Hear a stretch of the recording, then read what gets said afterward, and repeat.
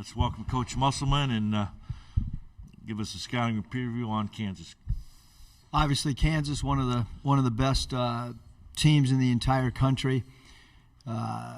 They do a great job sharing the basketball, moving the basketball. One of the highest assist teams, 16th in the country in assists. Great basket cutters, great movement without the ball. They do a great job setting flare screens. Star players in Grady Dick and obviously, Wilson, and then great point guard play. You can see that this is a ball club that's got clearly defined roles. Their starting five is as good as any starting five in the country, if not the best starting five in the entire country. Take questions at this time. Across the aisle there. Hey, Coach. Todd Richardson, ESPN Arkansas. You always talked about when Isaiah Joe was a Razorback, how it was really playing 4-on-4 because he just gave so much space and the guy would have to be on him. You see a lot of similarities with Grady Dick and what he does for Kansas' offense? Yeah, I don't think there's any question that you've got to stay attached to him. You still have to keep your core defensive principles. But certainly your help off of him, especially on the strong side, you need to be concerned with that for sure. But he does a great job with his pump fake game. He does a great job with backdoor cuts. He does an excellent job moving without the ball. And he's a really good offensive rebounder. So there's a lot of factors when you guard Grady Dick, a lot of factors that you've got to consider. Going to go across the way in the back. Go ahead, sir. Hi, Coach. I'm David Lawrence with the Jayhawk Radio Network. Just talk about your thoughts and how unique it is when you're looking at your opponent, and maybe the biggest question mark is the other team's head coach, and then any thoughts you have of Bill Self in your past. Well, as all of us college coaches, incredible respect for Coach Self. I mean, just great respect for him. When I was looking to get into college basketball, one of the places that I asked to visit and hang out with was at Kansas, and Joe Daly helped facilitate that. I was able to watch several practices, hang out in staff meetings. So great respect for Coach. And when my wife was, in the media in Kansas City, she obviously covered Coach Self when he was there. So there's great respect. When my daughter was doing March Madness stuff media-wise for their online stuff, she got to interview Coach Self 4 years ago or whatever it was. So having said all that, I do know their staff, especially Curtis Townsend. And look, this staff is they've been together for a long time. And certainly, we all want Coach to be as healthy as possible and to get back to coaching as quick as that he can. But having said that, they're a well-oiled machine in how they go about their business and how they execute. So certainly concerned with those guys out on the floor, just like I'm sure that their staff's really not concerned about any of us on the sidelines. At this point in juncture with the short turnaround, I really think a lot of it comes down to player productivity and who has a big game and who can try to absorb as much as possible from a game plan standpoint in a short turnaround. Obviously, the second half of these when you win a game in this tournament, the second game at each new site you go to becomes a little bit more difficult from a prep standpoint. Stay in the far back there. Hi, Eric.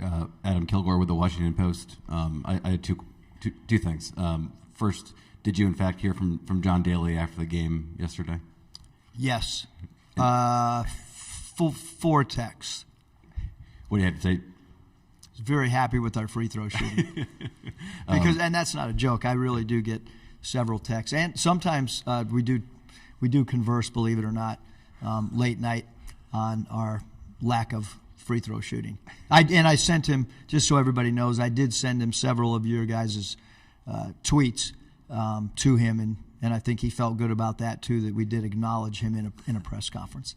And then a little bit more serious note, I was hoping to get your perspective on another coach here in Des Moines, Rodney Terry, just because you've had such a wealth of experience in coaching. If you could trying to imagine like being in the circumstance he found himself in this year, just what do you make of the job he's done? And I guess as a coach, how difficult, how odd would what he's been doing this year be? Well, Coach Terry was at Fresno State when I was at Nevada, so a lot of competition. He's a great coach, and he's a fierce competitor. When you're on the sidelines against somebody, sometimes you can really feel the opponent coach's personality. His teams always played so hard, and loose balls were hard to get against Coach Terry's teams. And obviously, they're right now they're in a different conference than us, and so I don't watch them that much. But certainly the job that he's done, I think his personality and his experience would lend himself to be able to come into a situation like that and provide stability and provide leadership. And they have some great assistant coaches on that staff too. And we just happen to be one of the teams that played Texas in an exhibition game to open their new building, and we got hammered pretty good. So the talent level on that team and the experience that they have, I think you've got to give their players a lot of credit as well. Their veteran guys have done a great job. Allen and Carr, those two guys in particular, have really done a phenomenal job leading their team. Going to stay on the same side up front. Eric, sorry, I was in the locker room. Had to hustle Bob, back. you're fine for being late. Okay, well, hope it's not too much. I had a couple. In this third year, you've played number one seed. I know you'd rather be playing them in a later round, probably, but what do those experiences do for you? And the number one, obviously, they're number ones for a reason. They win most of the time. They don't win all the time. How do you feel about the opportunity you guys have here? Because it's not, the last few years, a number one's gotten knocked off a fair amount of time in the second round. Yeah, I mean, I think number one, Kansas they're really good. I mean, you're talking not only number one seed, but defending champions. You're talking about a team that's got some veteran players. You're talking about a player of the year in their conference, a star player. But we talked this morning at breakfast. We talked about our experiences playing Baylor. We talked about our experiences playing Gonzaga. Some of the things that we did really well, some of the things that maybe we could have improved on against Baylor. We talked about the mentality that you need to have going into this particular game. I don't know what not good luck to play three number ones, in 3 years. I don't know if that's ever happened before, but if it has happened before, there certainly hasn't happened with many programs. I'm talking about in the history of this tournament. That'd be a good project for you, Bob, to try to find out who else has been in that position. I'll put Andrew Hutchinson on. He's real good at those things. He's a lot better than I. And then, Ricky had a pretty good bounce-back game yesterday. He only scored 12 points, 2 games in Nashville, good bounce-back game. And then Makai's played pretty well in Nashville and then, carried it over here. What do you think about Ricky's bounce-back game? How big was that? And if he could duplicate that tomorrow? And then what do you thought of Makai's play and how important that's been in these last few games? Yeah, Ricky's done he's been our leading scorer. He's been a guy that we've tried to rely on as a go-to player. He's a high-volume free throw attempt player. He can make threes. He's a great transition player. And we certainly needed his baskets last night. And I thought, above all that stuff, Bob, I thought the one thing that Ricky did an awesome job at, and something that we've really needed from him, because he's got the ability with his length, his strength, combination of speed, quickness off the floor, is the defensive rebound. And I thought his rebounding last night was really, really vital for our win. The question about Makai Mitchell, he's been very consistent throughout the year for us, providing paint protection, providing block shots, range rebounding outside of his area. He's a really good pick and roll offensive player in short rolls and being a dynamic rim roller. And we have not up to this point really had to double the post because he does such a good job one-on-one defending post offensive players. So you want some more, Bob? I mean, he's played great the last 3 games. I think he's feeling more and more confident in the system. I think he's rising to the occasion of big games. And, that's what you want from one of your older players on your roster. You want those guys to, as we get to this time frame and every game becomes a win or go home type situation, you want a guy like that to play at a high level. Stay on the same side on the aisle. I asked Kevin McCullough, who was in here earlier, who played at Texas Tech 2 years ago, what he remembered about Arkansas. He mentioned Hinkle Fieldhouse, playing Devo. How have you seen him evolve his game from the years at Texas Tech to being at Kansas as now one of the better defenders in the country? I mean, it's pretty wild to think that yesterday we played 2 guys that we had played with that were on other teams in an NCAA tournament. Now we're playing a 3rd guy. He's a great cutter. And I mean that in the greatest compliment. Like if you turn your head and you don't have a head on a swivel, he's backdoor, layup, dunk. He's a great offensive rebounder. He's a tough, physical, loose ball getter. He's a big part of what Kansas does.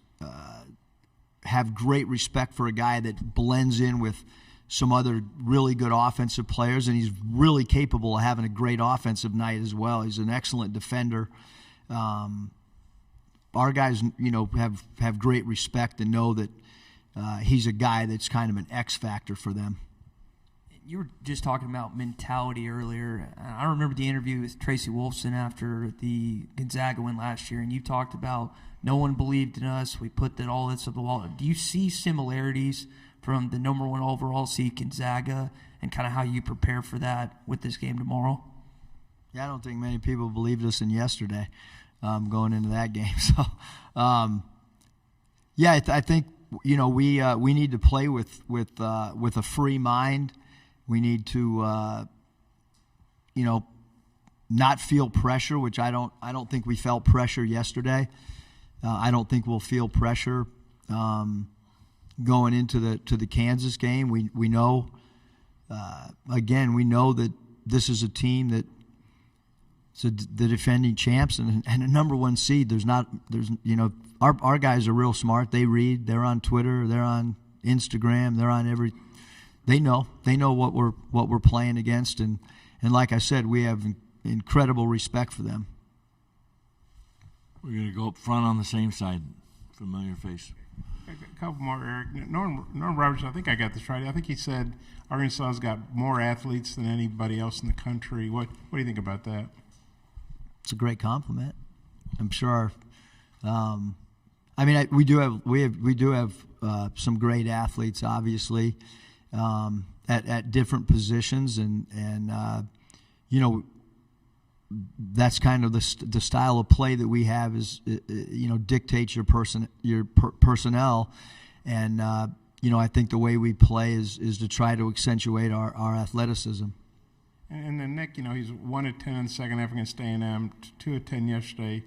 Even I know that's 3 of 20. Very uncharacteristic. In a weird way, is it almost like good because, man, he can't keep shooting like that. He's going to bust out against Kansas. Or what do you think about that? Yeah, I think that everybody's puts one of their best defenders on Nick. He draws attention when he's playing off the bounce in pick and roll. But that also opens up things for other guys on the team. So, his ability to get in the paint and find people becomes important for us as well as teams focus and maybe shade an extra defender at him. I think I got this right. I think you're 3-0 in second-round games at Nevada when you went to Sweet 16. Obviously, the last 2 years, you obviously had to win the second round to get the Elite Eight. We've talked about how you do so well when you have multiple days to get ready, but you obviously done pretty well 2 days to get ready too. What do you think is the key to that? What do you think about being 3-0 in second-round games? The key is having good players. That's the key, is having good players that can that are. I think maybe they're used to information being given to them, and given us feedback that, hey, coach, we've had enough, or, hey, coach, we can handle a little bit more. I think that player feedback becomes important. But we're trying to squeeze in as many mini film sessions. We have a full court and a half court in our meeting room taped down so that we can, every time we eat, we try to squeeze a little 5-minute segment in to do a little bit of a walkthrough in the ballroom. I think becomes extremely important. Obviously today we won't do much on the floor just because of a game that starts late afternoon, so there's no reason to go out there today and to go up and down. So it'll be a lot of mental stuff on the floor today. Time for one more question. You got to get the microphone over there. Then we're going in the back, then we'll come back to you to close it. David Lawrence for the Jayhawks. Again, looking at your schedule, Coach, you ran off like 8 straight wins, and you've gone through some, 3 or 4 Struggles. weeks where you struggled a little bit. Obviously, the schedule dictates part of that, but what are some of the tangible things that go well for you guys when you succeed, and what goes wrong when you guys are not hitting on all cylinders? Well, I think if you look at some of the games that we've lost, they've been true road games. Early in the SEC schedule, we struggled because I think it was just kind of new. We had played home games, and then we had played neutral site games in Maui. One of the best players in college basketball, Trevin Brazil, goes down with a knee injury. Nick Smith's with us for a little bit, or he's not with us to start. Then he's with us for a little bit. Then he's out. Then he comes back. I think any team with college-age student-athletes, there's a lot of stuff going on, and you're trying to balance it. I thought yesterday was as good a game as we played all year, and I said before we started our Illinois prep that I thought we were still a ball club that's getting better, and I truly believe that. We have 12 scholarship players suiting up tomorrow. 6 of them are freshmen. Half of our team tomorrow that's going to suit up are freshmen. That's a young team. That's a young roster, and only 2 guys that are returning players. So sometimes, if you go to back-to-back Elite Eights, you're gonna go through a process where maybe you don't have a lot of returning guys because we do have some guys like Jalen Williams that went to the NBA after their sophomore year, and so I think that maybe is why we've struggled at times.